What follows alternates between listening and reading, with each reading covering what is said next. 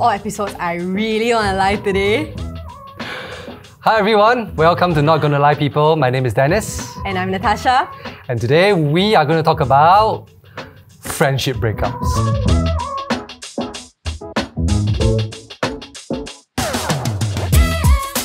So Nata, are you ready for today's episode? No. I am not. Nervous, right? Among all the stories that we share today, this is very real, okay? This is real and difficult, Yes. but I'm not gonna lie. But we are going to do it anyway, okay? Yeah. So what is friendship breakup? Okay, so everybody knows what breakups are, right? When you're in a relationship and it comes to an end, and that's something that we're all familiar with. But I think something that also happens a lot, but we don't talk about it as much, or like maybe in recent times people start to talk about it a bit more, is this thing called friendship breakups. Yeah. So it's essentially when a friendship comes to an end, and I think particularly the ones we're going to talk about today are when close friendships seem to come to an end, which You is make me why- nervous, man. So am I, but Yeah. not gonna lie. So that's what we're talking about today, when Alright, close friendships come alright. to an end. Okay, so Dennis, have you ever lost a close friend? Yeah. Yes. In fact, a close friend of mine in church. All right. What makes me nervous is that I know that both of us, we are talking here, right? And I am afraid that he will get to see this as we talk about this, Yeah. because I think that we were very close. We grew up together. We had lots of fun together. We share a lot of deep things together. Then, in fact, I thought that this is a person that I will grow up with, and we see each other's kids grow up. And during my wedding, he was my best friend, my best man. Wow, which means he's your best friend, lah. Yeah, Like I mean, me, right? in that sense, Yeah. So I mean, I see him as really as someone who is very, very, very close. Yeah. So during his wedding, I wasn't able to be there throughout. Okay. Because, back then, I was the youth leader and we were having camp during the wedding that time. So as the youth leader, right, you cannot be there, right, Yeah. for the camp, because this is like you're the one supposed to give the message, you're the one supposed to lead the things. And so I told him, okay, so I make time. I said, okay, bro, I'll be there from morning all the way. And dinner time, your banquet, I won't be able to be there. So, okay, So he was okay with it. He told me he was okay. And then years later, he messaged me, I think during my birthday, he messaged me. And then I think I was so busy, right? I only replied him like a few weeks later. So when I replied him a few weeks later, right, he messaged me a long message, about how he felt towards me. Oh no. Like, he said that how he was so upset at how come every time when he messaged me, I'm unable to make time. I won't reply straight away. Like, hey, if I really matter to you, why don't you? If I really matter to you, why don't you reply me? So he sent me a long message telling me how he held something against me for not being there for his wedding. Oh man. And like he asked me like, what kind of friend is this, And I really don't know how to reply. And from then onwards, right, after I text him, after that I remember it was once I texted him, right, he also he ghosted me, like he blue-ticked me. And it come to a stage that is very weird. Like now, right, I don't know whether should I text him. I don't know whether, I don't know whether he thinks about me. So now as we are doing this episode here, right, I wonder how will he feel when he sees this. I have to put it honestly. Do you think he's gonna see this? I don't know. If he sees it, I want to be his friend. Yeah. But I do not know whether we are on the same page. I do not Okay. know whether we are on the same value. It's a very, very close friend of mine that just suddenly, we just ended. Okay. I wish we can talk about it. So if you have a chance to say something to him on camera, what would you say? I really want to tell you that you are a good friend of mine. I do not know what else we can do, or I can do to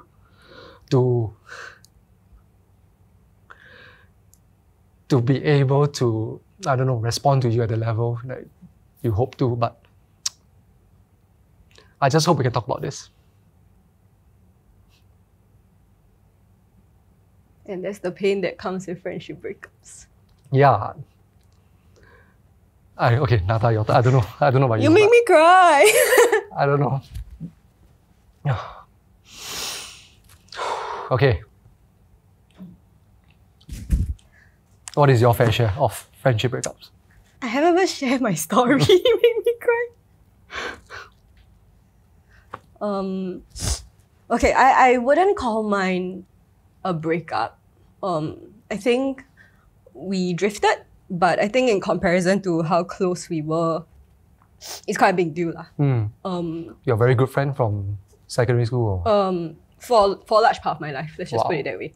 I had this very, very difficult conversation with one of my close friends where basically I think she felt a bit disappointed in our friendship lah, and so she was very hurt. But the thing was that she had been feeling this for quite long. So it was a bit of a shock to me because like I thought we were just meeting to catch up over dinner, right? So like then after dinner, then she kind of told me that she had something to share to me lah. Then she shared this with me, and at that point I think she was already quite hurt for quite long. So what came out... For how long she was feeling this way? She told me that she was feeling this for, if I remember correctly, for a few years lah. So that really caught me. And this is your first time hearing it? Yes.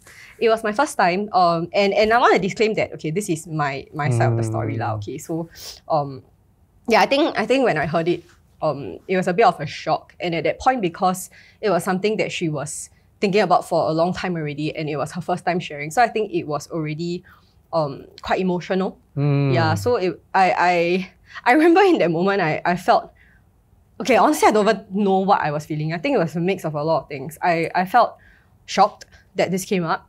I think a part of me felt a bit like backed into a corner, like there was no room for me to explain. There was no room for me to even like share what I felt or what I thought. I just had to listen. And because of that, after a while, I got angry during that conversation because I think I just felt very attacked lah. So to be honest, I don't think I responded very well when she shared these kind of things with me. Did she take it well?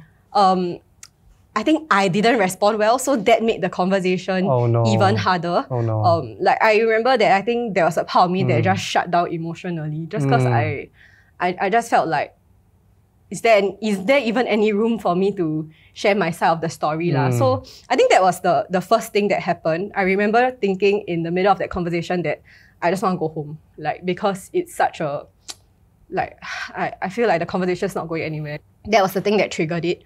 Then I think after some time, like I think I wanted to kind of talk about what happened after having some space, but perhaps that space was too long because by the time I wanted to talk about it and address it, she was going through some stuff and some quite intense stuff in her life. So you didn't want to bring up to her? Yeah, and because of the nature of what she was going through, then it made me feel like I didn't want to add on to her burden. Yeah, to her burden and what she was going through. And we didn't talk for a very, very long period of time. And eventually, like when she was okay, we talked about it and tried to, I guess, work things out. I shared with her how I felt during that period of time. And then I thought it was okay, you know. So like I thought that after we talked about it, then we can slowly build things back lah. But I think what I realized was that because this to me was a very, very deep hurt, which I didn't know at that point in time, but I think it was something that killed quite a bit of the trust in the friendship for me. And I think it was through this that I learned that trust really is quite hard to rebuild when it is broken. So it must be quite painful. Because you say you know her for a long time. Yeah, like, and she was somebody that was very dear to me. And I'm the kind of person that like once you're in my heart, you're in my heart. Like, oh no, I need tissue.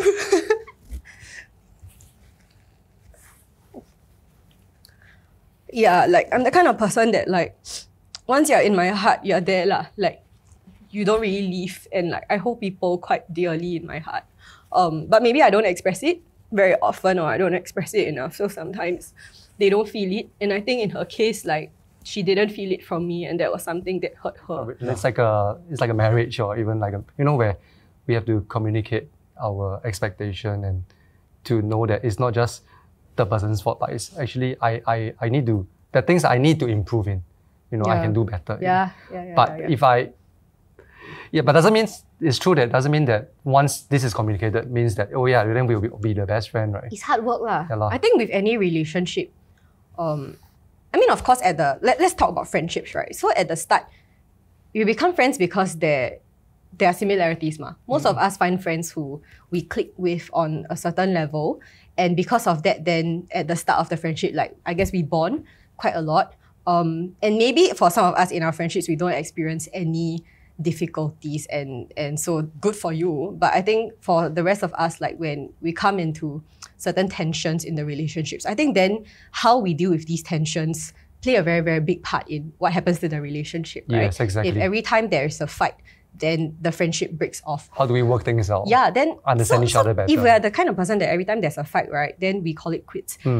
Then all our experience of friendship would be friendship breakups. Because perhaps we don't really know how to fight well, or we don't really know how to talk through some of these things. And I'm saying this as somebody who hasn't gotten it figured out, because I think I'm still in the midst of trying to figure out how to sort through a disagreement. But I think that actually is a very, very big part of relationship building, that if we can sort through, right, strengthens the friendship and perhaps even aligns certain expectations better for the future. Yeah, so I mean, that's some of the things that I'm figuring out and learning along the way when it comes to friendship breakups. But yeah, I'm curious about you though. Like, what have you learned or realized through your friendship breakups? So I actually experienced like a friendship crisis where after I got attached and suddenly I felt that all my friends left me. Oh, no. I don't know that feeling, right? It's like people distance themselves away from you. Maybe they have good intentions. They feel that, oh, these two person, happy for them, let them be together, let them go and pak tor. But then, so the friends that used to jio me out, stop joining me out. Then I see them hanging out and I see their pictures on social media and I'm like, so, now we are together means that we're not together, So that was very hard. Because it's not just one or two, it's a few friends. Wow. Then the thing is that during my relationship time, right, we went through a very hard time. When we got together, we were like, oh no, can get married straight away. Because we thought we know each other for very long. But when you get together, right, they realize that, wow, we are so different. There's so many things to work out. Then I was having all those things, fights with her. Then there's no one you can talk to. Yeah. So what I did is that I sat down and I wrote a list of people that say, these are people I want to be friends to. Very cute, like primary school. Yeah, so okay, I'll meet you up. I'll go and tell them that, hey, I want to be a friend to you, and how can we meet up? Can we, just initiate a friendship with them?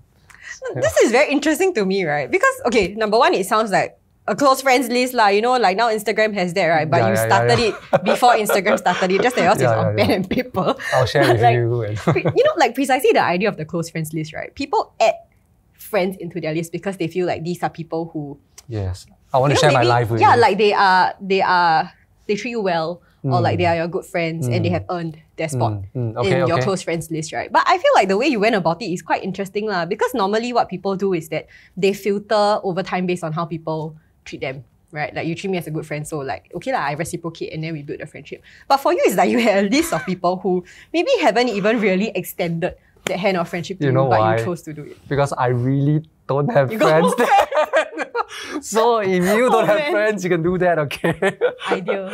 I mean, anyway, but because... Now people anyhow add you into their close friends list. No! They listen to this. Okay, but yes, your advice would be... Yes. I learned a very powerful lesson. I would say God taught me a very powerful lesson. Because I realized that it is not just about my need of a friend, but it is true that in every one of us, there is a need for relationship. There's a need for, intimacy with people. There's a need to be loved. There's a need to be understood. There's a need for someone that you can trust and you can journey with. We all want that kind of friends around us. Instead of me feeling this way, why don't I be a friend to someone? Instead of me just thinking, who are my friends? Why don't I be a friend to someone around me? I realized that my need for relationship is met in God. Whatever that's described you, the need to be loved, the need to have someone to journey with, to feel trusted with. I get that in my relationship with God. Christianity is not just a religion, but it's a relationship with a living God. So because of that, I realized that, hey, I have the capacity to be a friend instead of like just be in my own shell and be so upset about like, how come I'm like that? My situation is like that. Which I think is common and normal. But I think, thankfully, that revelation or that paradigm shift helped me to see things and see friendship a bit differently. Yeah. And that did help you to build some, I guess, healthier friendships that have lasted till today. Yeah. Yeah. I mean, actually, with what you said, I really resonate with that. I feel like, in fact, because for me, like, this friendship, okay, I mean, it's not a breakup, right? But like this distancing in the friendship was with a friend that I really drew a lot of strength from growing up. And so I think when that was like gone from my life, or when that was kind of like, okay, when it was gone, I think it did hurt a lot and it did make me feel like I lost something. But it was also in that period of time, right, where I think I learned to really enjoy who God is in my life. For me, right, I think I began to experience God as a person who really understands me fully. Like, one of the thoughts that came to me was that, wow, I really treasure who God is in my life so much, because God is the only person, right, who understands me fully. God is the only person who, I don't even have to struggle to try and string sentences together, right, only to be partially understood. I don't have to keep clarifying and keep explaining how I feel. But even as I sit there, I am completely understood and completely loved. And I think that gave me so much comfort in a time where a very major relationship in my life felt like it was breaking down. And so I think I really did come to appreciate God. But at the same time, right, through the way that I think I reacted to my friend, I came to also realize that my love is very imperfect and very flawed.